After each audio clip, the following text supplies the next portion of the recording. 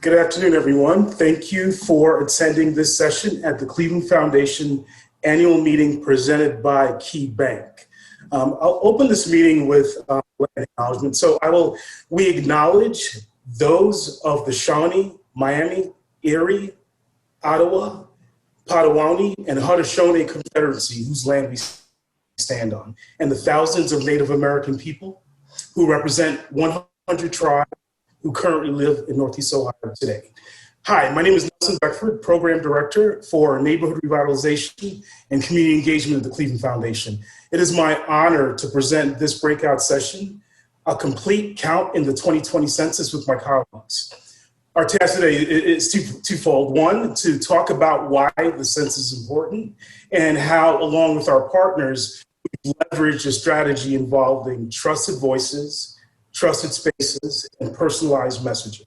The barrier that we identified early was disinformation, misinformation, fear of government. So I will open up with the winner of our Why We Count Census Art Project. Yes, and I want to open up with the video of Mr. Velez. This is Mr. Velez explaining why the census counts. When creating the perfect pot of rice, there are 4 easy steps my family has passed down from generation to generation. Step number 1, boil but don't let things bubble over. When creating the perfect pot of rice, it's important to let the water boil, but not stay so steaming hot the water burns the grain. Treat the water delicately. Every single grain counts. Step number 2, be patient. Change takes time. Add a chicken bouillon cube or 3 to enhance the flavor. Like me, you may be tempted to remove the lid from the pot and stir constantly. Don't ignore that feeling. Monitor it. Take note of it. Listen to it every 10th time and splash cubes of chicken-flavored bouillon cubes, but not too many. Listen to the grains. Treat chicken cubes like money. Make sure you divide them evenly amongst the areas of the grains that need them the most. Step number 3, the only way to stop being hungry is to start cooking now. Cooking can be a pain, but the only way to stop being hungry is to finish cooking, and you can only finish cooking after you've started. Step number 4, the most crucial, share with a friend. The best of things are enjoyed with others. I like to think of my community as a pot of rice. Each and every grain matters. And in order to achieve our best flavor, it takes cubes of opportunity and resources distributed amongst the communities that need it most. For that to happen, our pot is stirred every 10th time, or our community is counted every 10 years. And we are being counted now. We need you to be counted so we can have the abundance of cubes that we all deserve. And the only way for us to stop being neglected and left to burn is to show up and be counted. Help ensure that we all have the resource to share a bowl of rice with our community. That's why I count. Fill out your census form today. Wonderful. That is a video of the adult prize winner from the Why We Count art contest, Mr. Velez. I have to give a shout out to Arts Cleveland and Mackenzie Merriman for putting that together. So our agenda has 2 parts. We'll have 20 minutes of remarks from my panelists. Juan will open up with talking about the work from strategic level.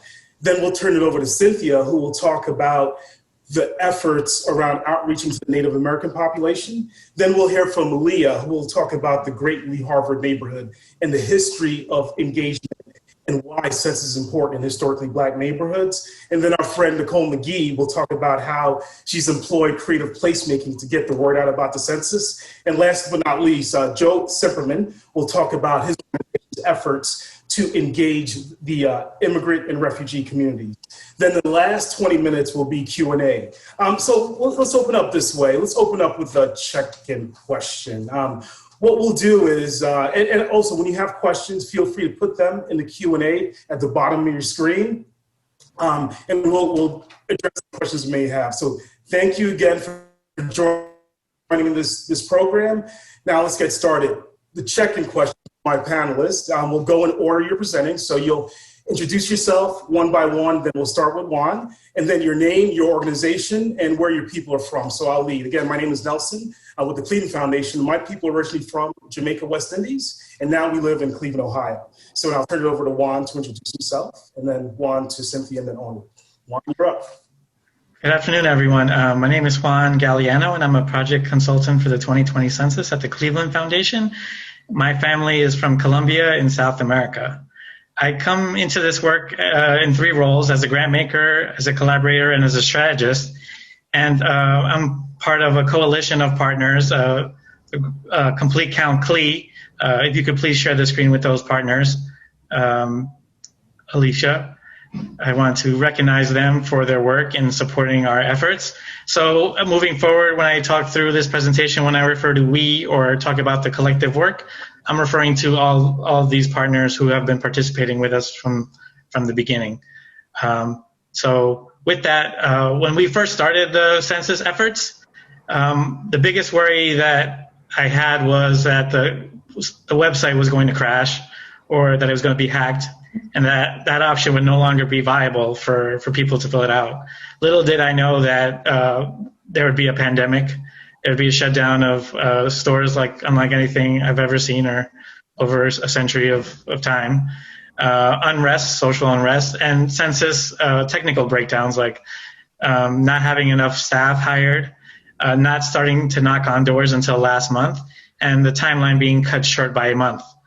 One of the most important decisions that the coalition made early on was that we were not going to fund a large institution or a government agency to coordinate the efforts. We decided that we wanted to bet on nonprofits, and so we had a strategy of funding dozens of nonprofits, knowing that there's not one strategy that works for every community as far as getting people to fill out the census. And it's important that those organizations be a trusted messenger.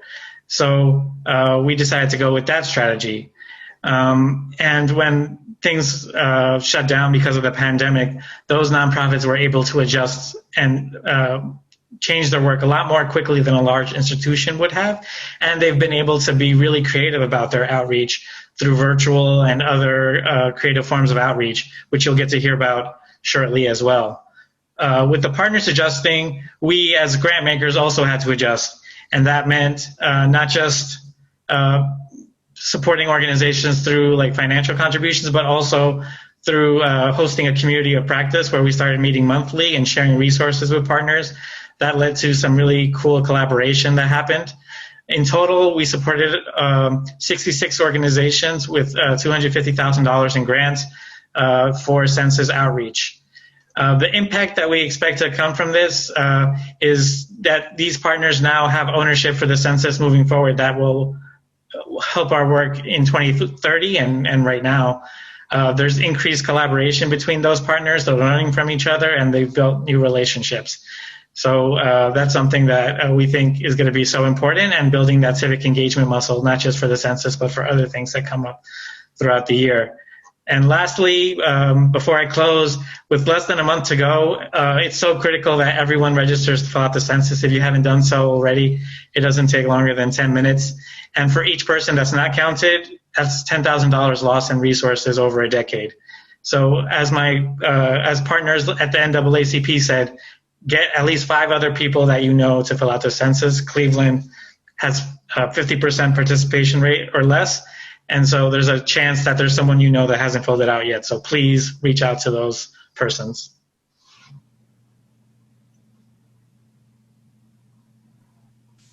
All right, I think I'm up. Ani Dindisikwe Indigenous Aji Jacques Ndodum Waganaka Singo Dao and Donjaba. My name is Cynthia Connolly. My Anishinaabe name is Ujay Woman. I am a citizen of the Little Traverse Bay Bands of Odawa Indians, which is where my people are from, northern Michigan. So if you've ever been to Petoskey or Harbor Springs, Michigan, you are standing on my land there. I moved to Cleveland in 2007. I love it here, and I'm very actively involved with the Cleveland Native American community. I serve on the executive board of the Lake Erie Native American Council and the development director at Policy Matters Ohio. So my work with the Native community here, specifically with the census, and a lot of folks don't understand that the Native American, nationally, we are undercounted by nearly 5%, which is more than twice of the next undercounted racial group. That's an improvement from 1990 when we saw undercount of 12% of Native Americans specifically that live on the reservation. And this undercount is exacerbated on reservations. But today in 2020, about 3/4 of Native Americans live off res.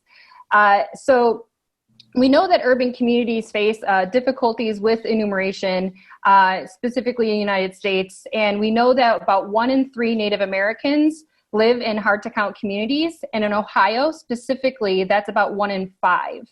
And it's important to know this because in Ohio, there are 0 federally recognized tribes. So there are no tribal reservations or tribes within the state of Ohio.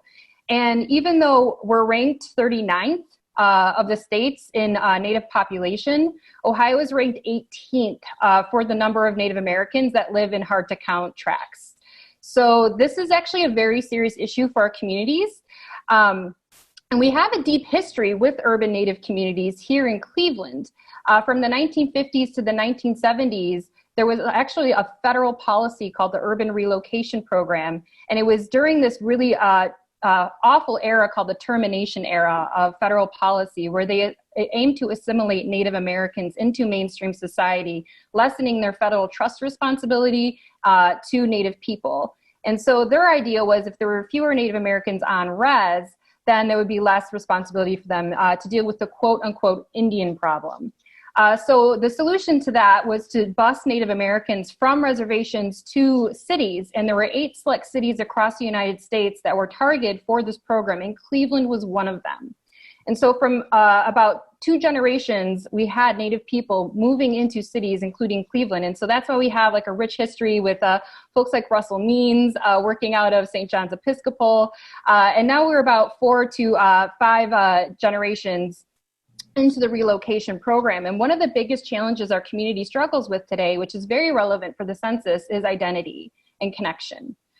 So one of the, and also visibility was the other one. And so one of the things that we tried to do was make sure that folks knew to check the Native American box. A lot of folks are mixed race in Cleveland and feel like they have to assign a loyalty to one or the other race, and that's certainly not the case, especially with the 2020 census. And making sure that they understand that they can and they should check the Native American box and include their tribal affiliation. We also wanted to make sure that we focused on visibility. A lot of folks do have a deep distrust in the government, including the census, and we wanted to center this and reframe this around, hey, we are here, we will be counted, we are our ancestors' wildest dreams. So make sure you check that box. And we also wanted to make sure that we communicated how this data is used. Of course, we know that tribes do not report their enrollment data to the United States Census. That's a big misconception that tribes do that. Census is simply by response, and that is what our government uses to allocate the treaty money and more recently the CARES Act funding to our tribal nations. And so when you have something like the Navajo Nation, which is experiencing extraordinary amounts of COVID cases, making sure that they have the appropriate amount of funding to help their people through this crisis is so key. And with COVID happening, a lot of the stuff we were going to do was directly related to our community events, our culture classes, our powwow, our picnics, our cookouts. But with that leaving, we ended up shifting everything online and tapped into a lot of really great things like meme culture and native humor, which is really like self-deprecating and kind of witty and funny. And so created a whole like series of memes really tapping into identity, tapping into how the data is used, tapping into our responsibility to be counted for not only our ancestors, but also 7 generations ahead of us. And hosting raffles and just really starting to modernize the way that our community looks at the census. Great. I'll go right in. I'm Leah D Hudnall, a community advocate, a strategist, and most importantly, a champion for the city of Cleveland. To answer the check-in question, my folks are from a small town in Georgia called Union Point, Georgia, and they migrated to Ohio to find opportunity, but also to escape the oppression of Jim Crow South. They bought a home after several years in the central area on a street called Tarkington Avenue in 1969, where My grandfather still lives today over 50 years later. And so I have deep roots in the Lee Harvard, Lee Miles, Seville neighborhood. And it's a very important and special place to me. It's the neighborhood that sits within Cleveland's Ward 1, that has a very deep, long, and strong legacy of civic engagement. Right now, the neighborhood of Lee Harvard has almost a 20-point lead on the census response rate, more than the entire city of Cleveland. So Lee Harvard is at 69, almost 70%, and the city of Cleveland is at 48%, the last I checked last week. And so that just shows you the fabric of that community and where their mind is around civic engagement. One of the things that I really think that we can learn from that neighborhood is why they come out and they show out in every realm when you get to civic engagement. And by that, I mean, it's not just census participation where Ward 1 shines, it's also their voter response rate on the federal level and the local level. And so I think when we talk about what our vision is moving forward for 2020 and beyond for Cleveland and our region, is really to build civic infrastructure in our city of Cleveland neighborhoods and in our inner ring suburbs. And by that, I mean, we need to be able to learn from the experts on the ground. And to me, some of the best experts when it comes to civic engagement participation are residents of Ward 1 in the Lee Harvard neighborhood. The Black community, though, it's not a monolith, and I can't speak for every single person who identifies as a member of that community. I think we do understand that an undercount once again means we'll be underfunded and we'll be under-resourced. Federal programming like Head Start, SNAP, our public transit, everything that affects the lives of Black Americans is depending really and primarily on a firm count in the census and an accurate count. And so if nothing else today, if I can leave you with the encouragement for us to continue to encourage our residents in all of our wards of Cleveland and all of our neighborhoods of Cleveland and our region, but then also again, to look at those who are doing well and let's tap into that community and tap into that infrastructure and see what we can take from them.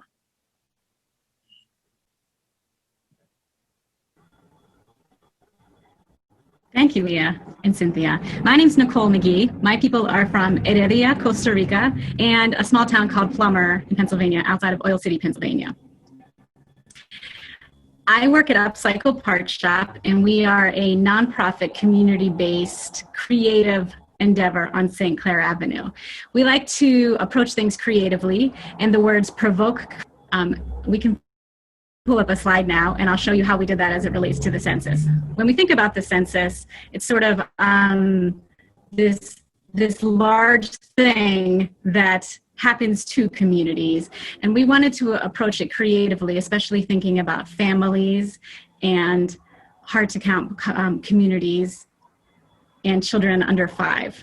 So originally, we planned to partner with Cleveland Public Library and their Sterling branch and do family portraits inside, but of course that had to change in March, and we changed as well. Our photographer that we reached out to, Natasha Herbert, is a nationally recognized award-winning photographer, and she actually lives right here in St. Clair Superior, where Upcycle Part Shop is based. She was on board from the beginning. There was a moment where I said, I don't think we can do this. I am working from home. I have no idea what pandemic outreach looks like in Cleveland Central neighborhood. And the professionals at Cleveland Foundation talked me down off that ledge. And Natasha said, hey, I've been doing outdoor porch portraits.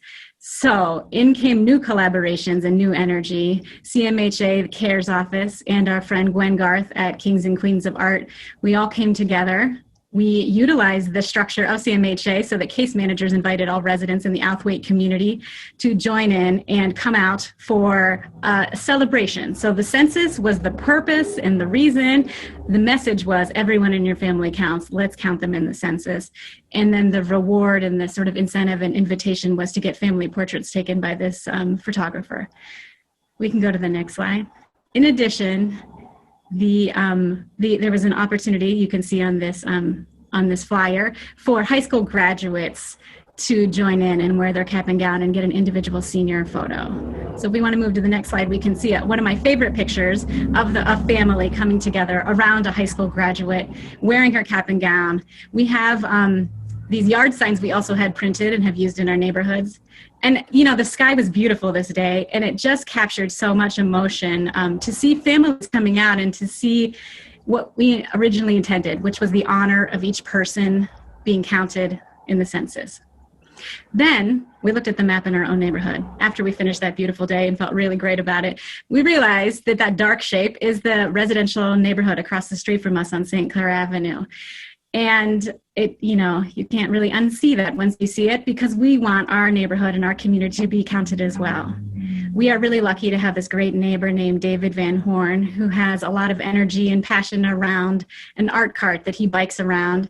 And he likes to do this with his neighbors, and we like to support him in general. So we started talking with him. Could he do this as he wants to already and talk about the census? He was really excited, and so were we. It's that lesson of the trusted voice in a community and meeting people where they're at and building on relationships and honoring people in a place and seeing them as the experts.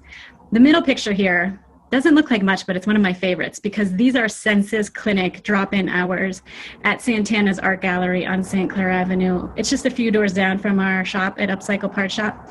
And David has an iPad, and he publicizes these times when he's out on the streets and crafting with neighbors. And it's sort of a technology needs. So there's census drop-in hours. And then the top right is some of the work he's been doing with teens in the neighborhood on making signs for different businesses. And he rides his carts around the neighborhood working on this work. So what we're doing is still work in progress, but it's about elevating people where they already are and recognizing that people live in communities all the time, and our work is about coming to them, elevating them, trusting, building relationships, and making sure they feel the value that they are, not only in the census, but every day of the year. Thanks.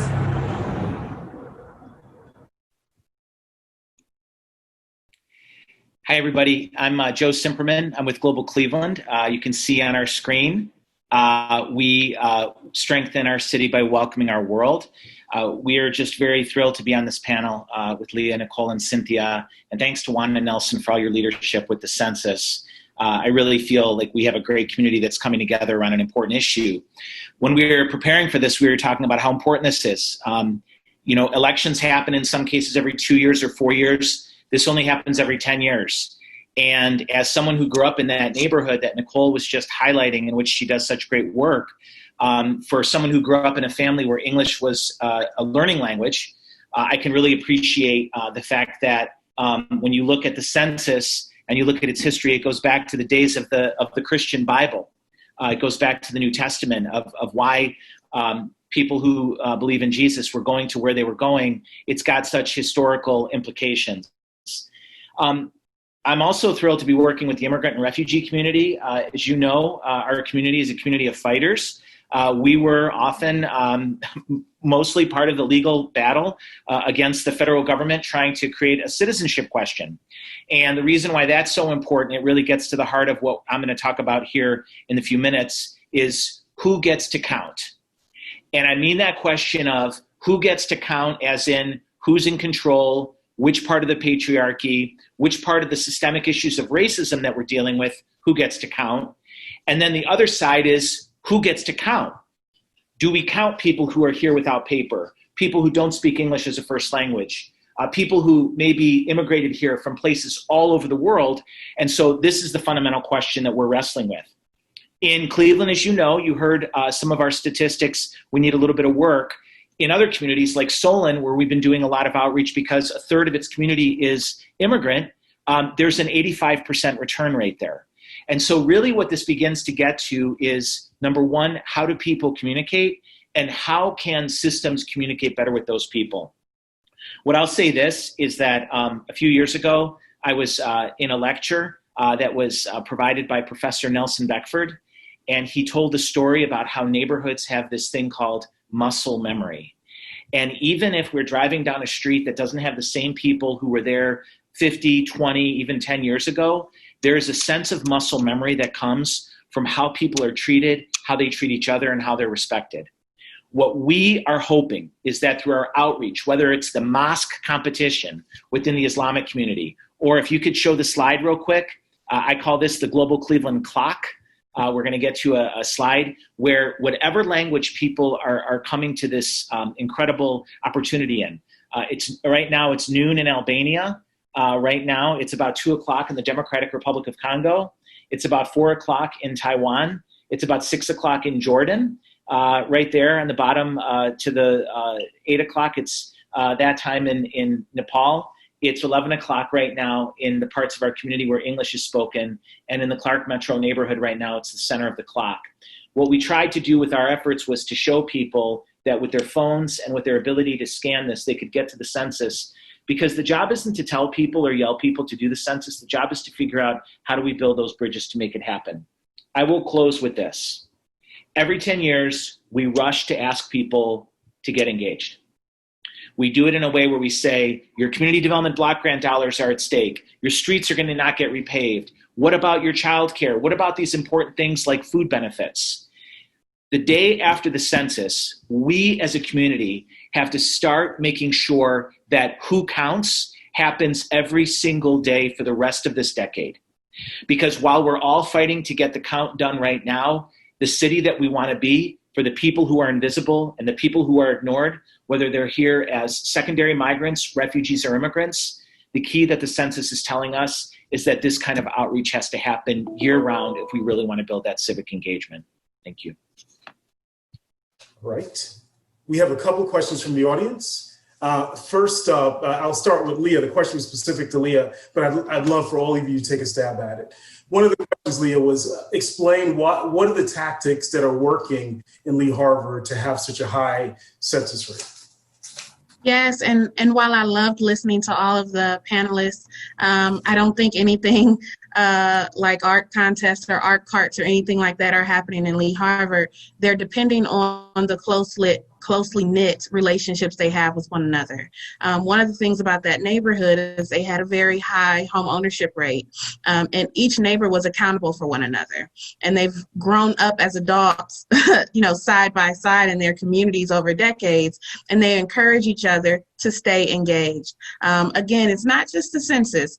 If you take a school away, they show up to the meeting. If you threaten to build something without their consent, they show up. And so I think we have to get back to the basics around introducing ourselves to the people on our left and the right of our home and across the street, making sure that even if there's differences, we can all come together as a community. And so when things like the census need to get done, when you have to request your mail-in ballot because you're living in a pandemic, you're able to closely and quickly connect to your neighbor and make sure that if it's not just your street, but your area and your ward is accounted for. And the other thing I would say is a trusted community partner. I'd be remiss if I didn't mention the Harvard Community Services Center, which sits on Harvard Avenue in Lee Harvard. They are a trusted partner, and they are really one of the heartbeats of that civic engagement infrastructure in Lee Harvard, because they provide services, and every service that they provide is counter-offered with some sort of participation opportunity to get engaged in their community. Great. Maybe I'll direct that question to Cynthia and Nicole. What are some tactics that actually work? Cynthia talked about the memes. Any other tips that you can share with groups about how to authentically engage within the Native American community or any community in general? Sure. So for our community was really tricky, right? Because we don't have a bricks and mortar location for our community center, and we also don't have defined boundaries of our community. We don't have a Little Italy or a Asia Town. So there's nowhere you can really go and expect to see a high concentration of Indigenous people in Cleveland. And the way we traditionally kind of create that is through our events and our community events. And unfortunately with COVID, those were all postponed or canceled. And so we had to really get creative in how we were going to do outreach with our community when our main bread and butter and the main fabric of our community had to be put on hold for the safety of our elders and everyone else. And so we took to social media, and we saw and were actually inspired by something called Social Distance Powwow, which is actually a big community group on Facebook where people have been, because a lot of powwows have been canceled, including our own, sharing their dances. And a jingle dress dance was a really popular one because it's a healing dance. And so they're trying to share those dances to help heal the planet and help stop this pandemic. So we were inspired by that and how fast it took off in such a wide reach it had. And also kind of the popularity of buy-sell trade sites for Native people with our traditional art. A lot of vendors that usually sell at community events or powwows had to postpone or cancel and are losing revenue. So they all took it online to try and maintain their businesses. And so inspired by that, we created these memes using Native humor, which again, very self-deprecating, very witty, kind of a little, I don't know how to describe it, but we use humor a lot, our people. We call it good medicine. Laughter is good medicine. And so we ended up creating these really funny memes of like old pictures, old timey photos, and putting witty captions on them, and framing it around things like identity. Like a lot of our, again, mixed race natives here in Cleveland. So a lot of folks, you know, are lighter skinned or have blue eyes, and making sure that they, even though they may not, you know, look like a native, they can still, they should still check that box. You are a citizen of a tribal nation, and really reinforcing that identity. And then also we actually have a raffle going on right now where we're going to be raffling off eighth generation Pendleton blanket and some more traditional things. Everything was donated, aside from the Pendleton, directly to our community by our community members. And so it's just a really great way to kind of use this momentum that's happening nationally for Indian country and bringing it back to our community. And we've seen we've had a lot of engagement actually on those social media posts. So it's been a lot of fun to see that happen. And it's also raising the awareness of us to non-natives, right? To the rest of greater Cleveland. And so that was really great to see and engage with them on something other than the mascot issue or Thanksgiving. And it's been great. Wonderful, wonderful. So I want to be mindful of time, and maybe I think some of the folks on the call are used to me doing this, but I have a checkout question and I have closing outs. So, you know, the census is on a 10-year period. So my question to you all, what is your wish for the place you work with, or the community or the people at your park? What is your wish for them 10 years out? And I'll go first. You know, my wish for Cleveland is that we see more people walking around holding hands. And I will nominate Juan to go next. Juan, please nominate someone else. What is your wish for Cleveland 10 years from now, people or place? My wish for Cleveland is that more people will feel there's so many roots here already, and so much like history in the city. Just that more communities would build relationships across like kind of ethnic and neighborhood lines, even the east-west line, and that we figure out how to combine our collective efforts for what we want the city to be into something that we can all grow and learn from together. Thank you. You nominate someone, Juan? I'd like to nominate Cynthia. My hopes and dreams for our community is that it's vibrant and strong and visible and incorporated with all of the amazing other communities we have here in Cleveland. Leah, Nicole, and Joe. Okay. I shared this on Twitter already around what my vision and my hope is for Cleveland. So I'll say it here is that we as a region and a city make a concerted effort to build assets and wealth in our Black and Latinx communities. I think when we do that and we pull up those who have been, as Joe said, invisible and underrepresented for so long, I think we'll start to realize some of our racial equity goals we have.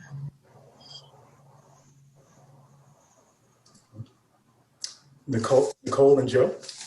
I really loved hearing the consistent themes of trust and relationship building and connections with people in place. And my wish would be that those strengthen in the St. Clair Superior community that we call home, and that in 10 years we will look a lot more like the Lee Harbor neighborhood with very engaged residents who are looking out for each other, and we get to be a part of that. That would.